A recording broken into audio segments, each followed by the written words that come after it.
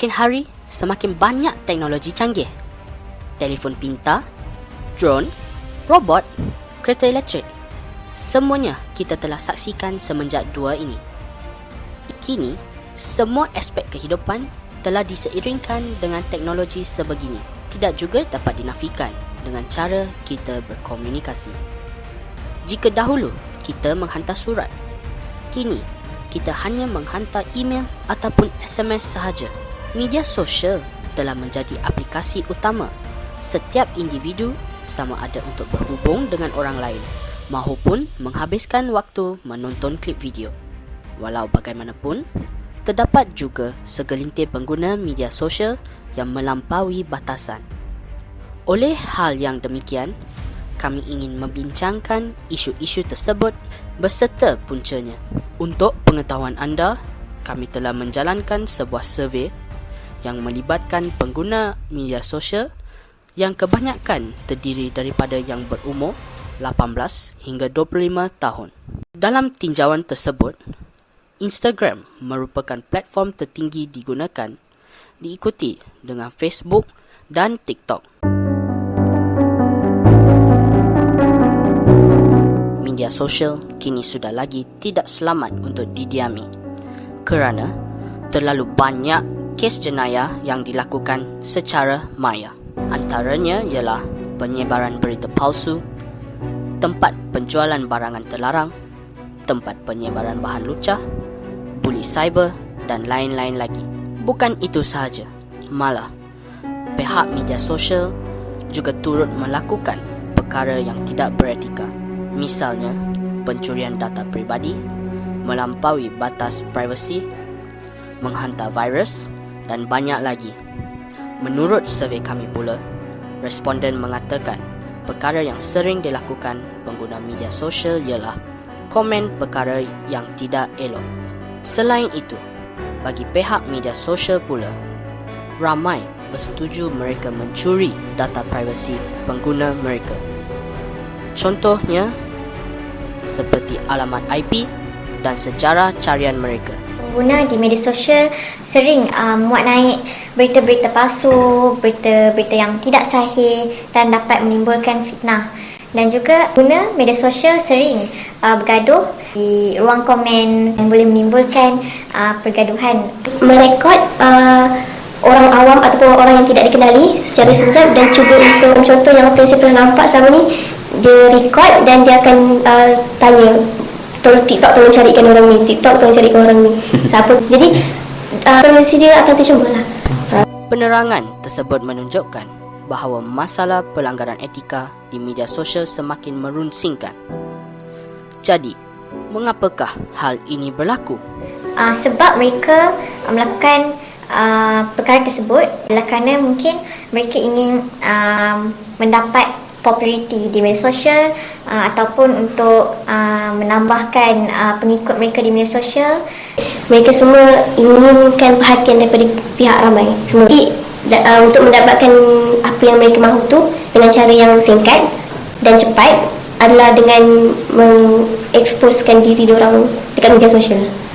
Menurut kajian oleh Syahidah Hamzah, Breaking News Syndrome mempunyai sifat ingin berkongsi segala maklumat dan berita yang diperolehi tanpa menentukan kesahihannya terlebih dahulu. Oleh itu, individu seperti ini akan mengelirukan rakyat dan seterusnya mengancamkan ketenteraman negara dengan informasi yang palsu. Selain itu, ibu bapa juga kurang menghadirkan diri dalam kehidupan anak-anak mereka. Hal ini akan menyebabkan anak-anak melampaui batas kerana tiada orang yang menegur kesalahan mereka. Hal ini seterusnya akan menyebabkan mereka terjerumus dalam jenayah cyber seperti melihat bahan lucah dan buli cyber. Menurut Nadia Fauzi, seseorang yang memberikan komen-komen negatif bertujuan menjatuhkan maruah pengguna media sosial yang lain kerana tidak senang melihat orang lain berada dalam keadaan yang lebih tinggi daripada diri mereka merupakan kes tall puppy syndrome.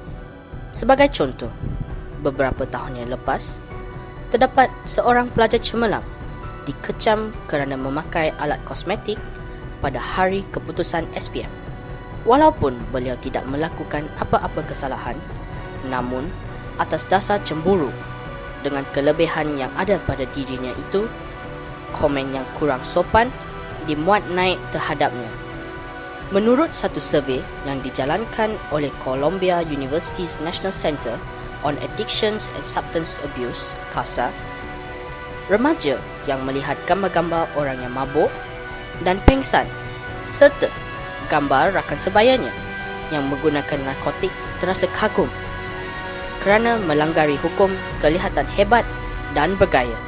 Yang dan Luo menyokong kajian tersebut dengan menambah, media sosial digunakan sebagai tempat untuk menjual narkotik, memfasilitasi proses pemasangan, pembeli dengan penjual. Oleh itu, amatlah mudah untuk remaja mendapat akses kepada bahan terlarang tersebut. Hajiman Majusab berkata, faktor yang menyebabkan hal ini terjadi ialah kurangnya pengetahuan dalam penggunaan teknologi dengan selamat. Seperti yang kita tahu, golongan remaja menggunakan teknologi atas desakan globalisasi semasa. Mereka tidak diberikan pendedahan dan peringatan mengenai baik buruknya dunia internet.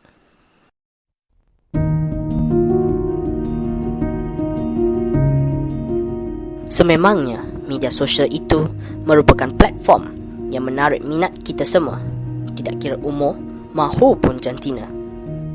Namun yang demikian, akibat sesetengah manusia yang tidak bertanggungjawab, kita haruslah awasi di media sosial. Seperti mana yang kita ketahui, Malaysia merupakan negara yang mempunyai rakyat yang berbilang kaum dan agama. Oleh itu, diwajibkan kepada kita untuk menjaga dan mengekalkan perpaduan tersebut. Penularan berita palsu yang berunsur perkauman, politik dan isu semasa berupaya untuk menghakis kesepaduan ini. Lebih-lebih lagi, berita ini dapat menimbulkan syak wasangka dan konflik kepada hayalat ramai. Kebanyakan responden juga bersetuju dengan akibat tersebut. Akhirnya, sebuah negara yang aman dan damai boleh runtuh akibat perbuatan segelintir individu. Media sosial juga banyak membuka ruang kepada industri-industri dadah dan rokok untuk memasarkan kepada remaja, bahkan juga kepada kanak-kanak di bawah umur. Apalah nasib negara kita apabila generasi muda mula rosak akibat terlibat dengan perkara ini? Menurut data daripada survei yang dilakukan, ramai responden menjawab maruah seseorang itu akan tercemar mengenai kesan terhadap mangsa dan juga terhadap pengguna yang melanggari etika. Pada mangsa, akibat kecaman yang diterima akan mencemar nama baik diri dan keluarganya.